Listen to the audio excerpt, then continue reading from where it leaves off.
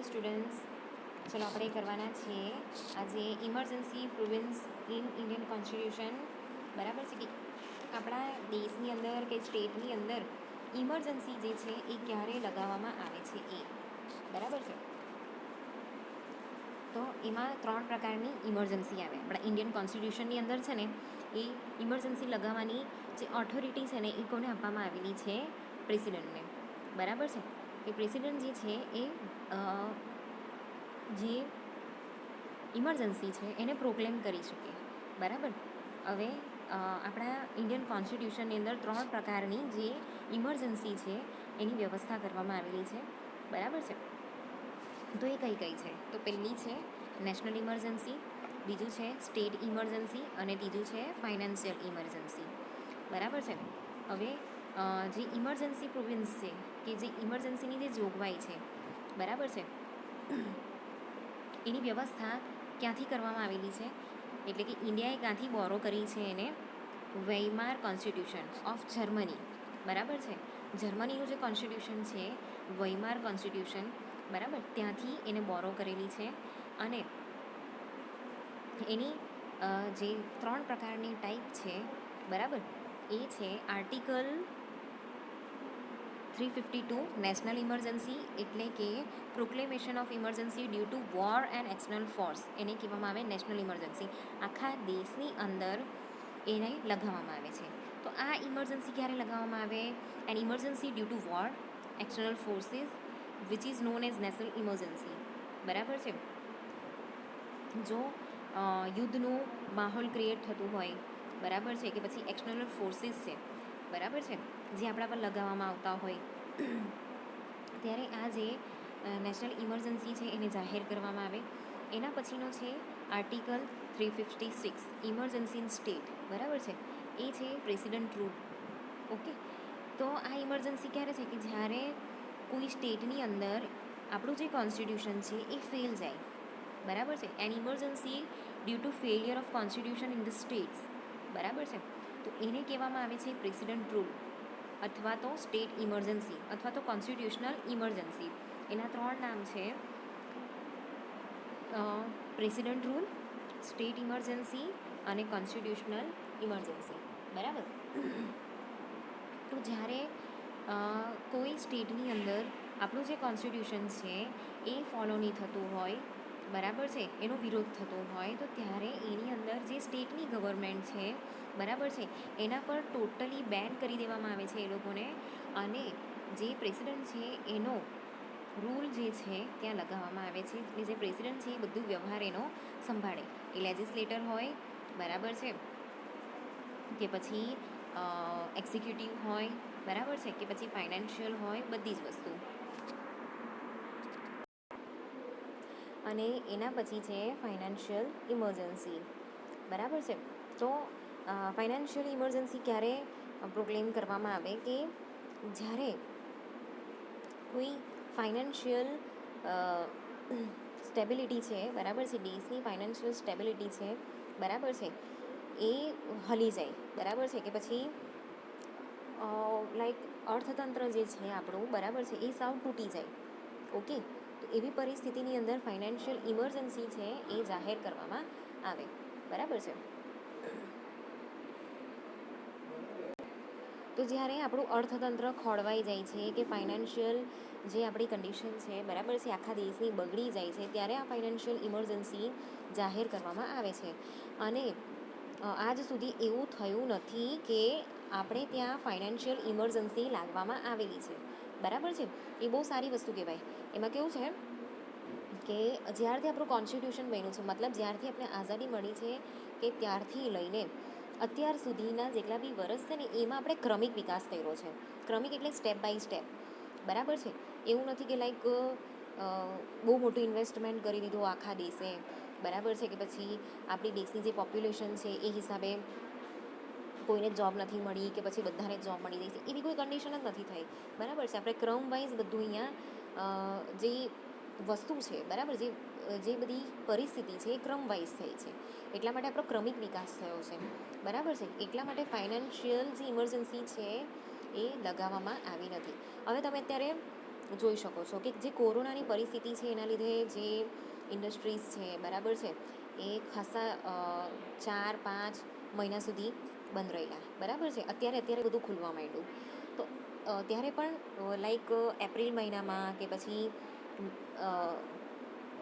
જ્યારે લોકડાઉન ચાલતું હતું બરાબર છે ત્યારે જે ઇન્ડસ્ટ્રી છે એમાંથી કેટલીક ઇન્ડસ્ટ્રી ચાલતી હતી, કેટલીક નહીં ચાલતી હતી બરાબર છે. પછી મે મહિનામાં આપણે જોઈએ બરાબર છે, ત્યારે બી બધું ટોટલ લોકડાઉન હતું, ધીમે ધીમે ખુલવા માંડ્યું. પછી જૂન, જુલાઈ, ઓગસ્ટની અંદર ત્યારે કેવું છે કે 70% જેવું ખુલેલું હતું કે કેટલીક સેફટીની સાથે કે કેટલાક અમુક જ કલાક એને ખોલવામાં આવતી હતી બરાબર છે. તો આપણું જે ફાઇનાન્શિયલ કન્ડિશન છે ને એ સાવ તૂટી નથી ગઈ. એ જ્યારે સાવ તૂટી જાય ને ત્યારે ફાઇનાન્શિયલ ઇમરજન્સી લગાવવામાં આવે બરાબર છે. પણ હા, આપણે એ કહી શકીએ કે આપણી જે અર્થતંત્ર છે એ થોડું ખોરવાઈ ગયું છે બરાબર છે. એને સીધું કરતાં 6 મહિના થઈ જશે, પણ એવું નથી કે સાવ તૂટી ગયું છે કે આપણે ફાઇનાન્શિયલ ઇમરજન્સી લગાવી શકીએ બરાબર છે. અને જ્યારે આવી ફાઇનાન્શિયલ ઇમરજન્સી લગાવવાની હોય ને બરાબર કે દેશમાં પૈસા ખૂટી ગયા હોય તો ત્યારે આપણને જે ઇન્ટરનેશનલ બેંક છે બરાબર છે એના તરફથી આપણને લોન પણ મળે છે બરાબર છે, સુધારો વધારો કરવા માટે.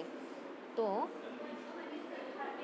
એવી કોઈ ઇમરજન્સી, ફાઇનાન્શિયલ ઇમરજન્સી જે છે એની કન્ડિશન ક્યારે ઊભી થઈ નથી.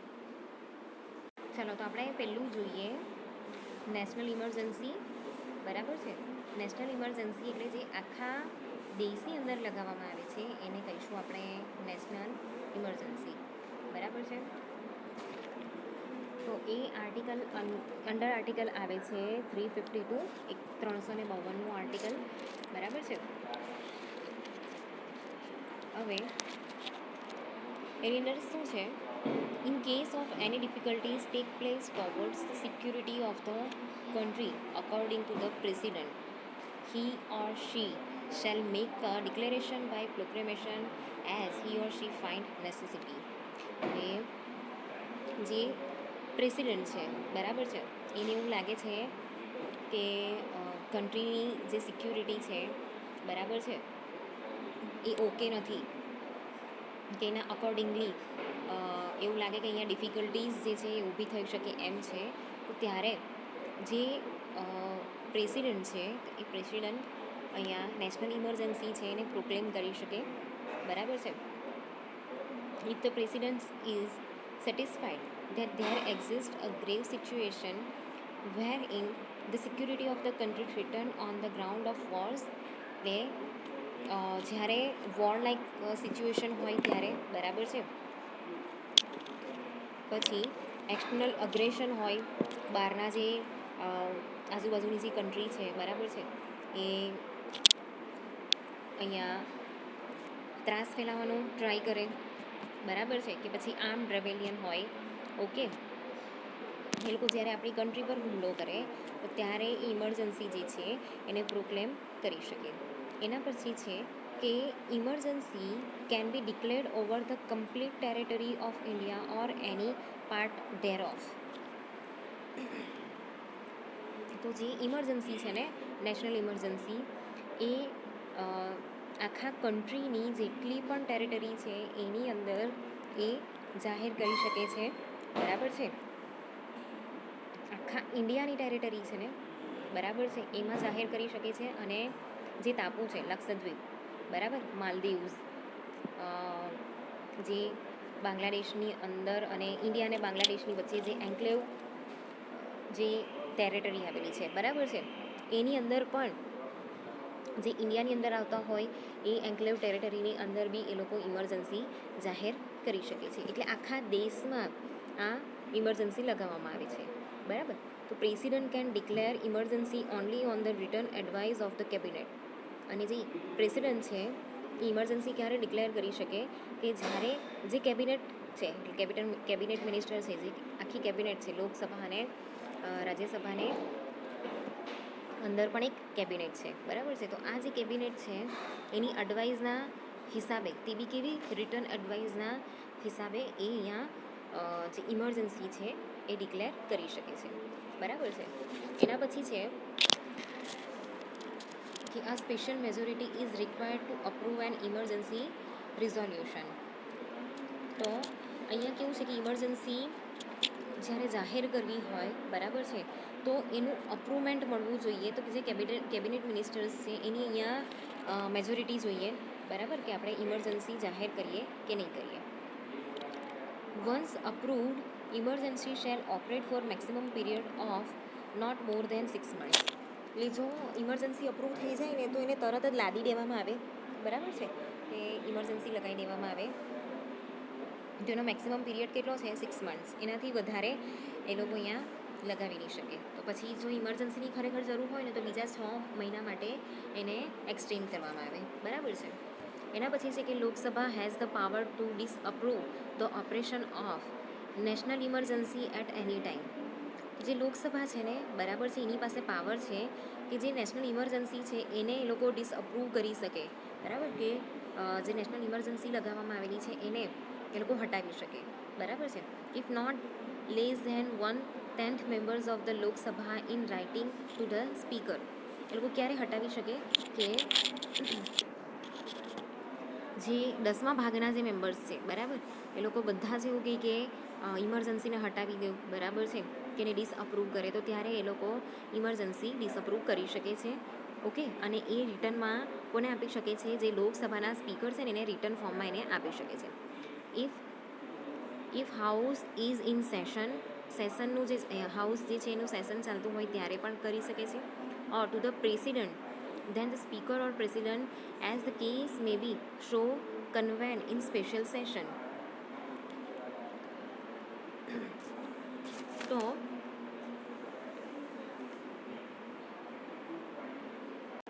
બીજી ક્યારે કરી શકે છે કે જે સ્પીકર અને પ્રેસિડન્ટ છે, બરાબર છે, એ લોકોની હાજરીમાં જ્યારે સ્પેશિયલ સેશન બેઠેલું હોય, બરાબર, બેઠક બોલાવવામાં આવેલી હોય ત્યારે પણ એ કરી શકે છે, બરાબર છે. Of Lok Sabha within 14 days and if such a resolution is passed, president shall revoke national emergency. બરાબર છે. તો અહીંયા 14 દિવસની અંદર આ બધું ડિસિઝન લેવામાં આવે છે અને જે પ્રેસિડન્ટ છે એ નેશનલ ઇમરજન્સીને પાછી ખેંચી પણ શકે છે. ઓકે, તો અમેન્ડમેન્ટ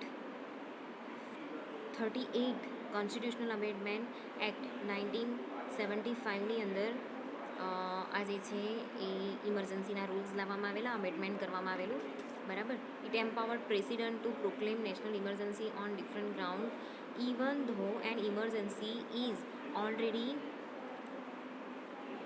અંડર ઓપરેશન, બરાબર છે. તો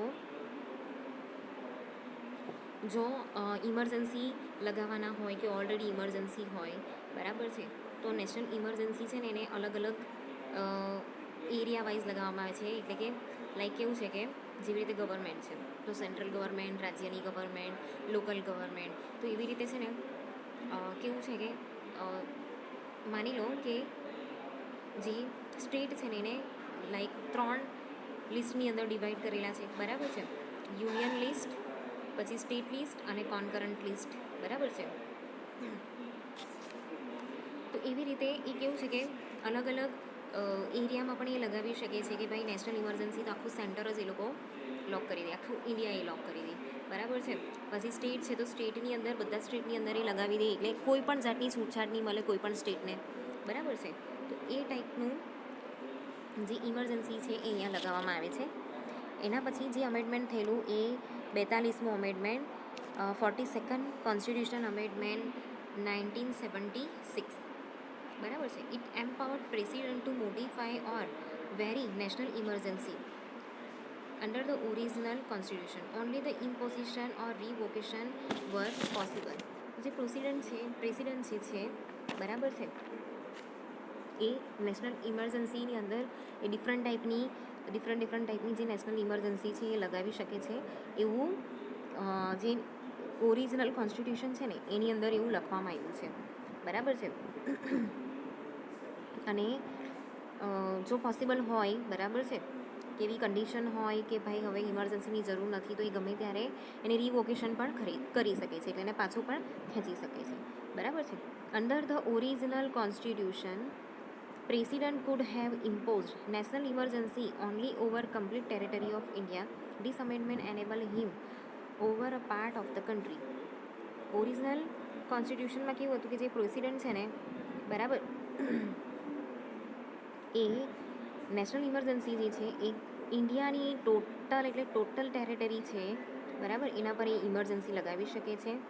okay, this amendment enable him over a part of the country, એટલે કે આખી કન્ટ્રીની ઉપર એ લગાવી શકે છે. આ જે અમેન્ડમેન્ટ છે ને એની અંદર આ આવેલું છે બરાબર છે. હવે આગળની જે ઇમરજન્સી છે ને એને આપણે આવતા લેક્ચરની અંદર જોઈશું. પણ એ પહેલાં કેટલીક બાબતો છે એ આપણે જોઈએ બરાબર છે કે આર્ટિકલ 353, 354, 358 અને 359 એઝ પર આ જે 4 આર્ટિકલ છે એની અંદર છે ને તો એમાં કેવું છે કે જ્યારે પણ નેશનલ ઇમરજન્સી રાખવામાં આવેલી હોય ને બરાબર છે તો જે સેન્ટર છે ને બરાબર છે એ સ્ટેટને ડાયરેક્શન આપે છે કે કેવી રીતે રૂલ ઓવર કરવાનું છે બરાબર છે. એટલે જે ટોટલ પાવર છે ને એ કેવું છે કે સ્ટેટ પાસેથી છીનવાઈ નથી જતું બરાબર છે. જે સેન્ટર છે ને એને ડિરેક્શન આપે છે. ઓકે, એટલે અહીંયા કેવું છે કે જે સેન્ટર છે ને એ સ્ટેટનો પૂરેપૂરો પાવર લઈ લે છે બરાબર છે અને એને ડિરેક્શન આપે છે, પણ સ્ટેટનો પૂરેપૂરો પાવર અહીંયા જતો રહેતો નથી બરાબર કે સ્ટેટ કંઈ જ નહીં કરી શકે. અને પછી છે the president May direct the house of parliament ટોવર્ડ્સ the provisions of article 268 અને 279 બરાબર છે. ડિસ્ટ્રીબ્યુશન ઓફ રેવન્યુઝ એ આર્ટિકલ જે છે એ આના અંડરમાં આવશે બરાબર છે. તો જે પ્રેસિડન્ટ છે ને બરાબર છે એ જે હાઉસ ઓફ પાર્લામેન્ટ છે ઓકે એના આ અંડર આર્ટિકલની અંદર પણ એક ઇમરજન્સી અહીંયા જાહેર કરી શકે છે. પછી આર્ટિકલ 19 તો fundamental rights of freedom may be suspended. તો જે આર્ટિકલ 19 છે ને એ અહીંયા સસ્પેન્ડ થઈ શકે છે, પણ આર્ટિકલ 20 અને 21 છે ને બરાબર એ કન્ટિન્યુ રહી શકે છે. એટલે જે આર્ટિકલ 19 છે right to speech, right to expression, એ જે વાળું આર્ટિકલ છે ને બરાબર છે એ અહીંયા કેન્સલ કરી દેવામાં આવે બરાબર છે ને થોડાક ટાઈમ માટે સસ્પેન્ડ કરી દેવામાં આવે. ઓકે, જ્યારે નેશનલ ઇમરજન્સી જે છે એ જાહેર કરવામાં આવે ત્યારે.